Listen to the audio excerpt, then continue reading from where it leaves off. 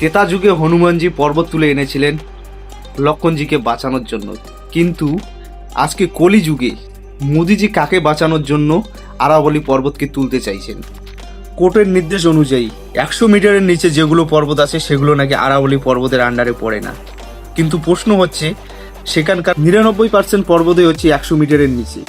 সেগুলো যদি ধ্বংস করা হয়, আগামী 10 বছরের মধ্যে রাজস্থান, হরিয়ানা, পাঞ্জাব, এমনকি দিল্লি পর্যন্ত জলের সংকট দেখা দিতে পারে।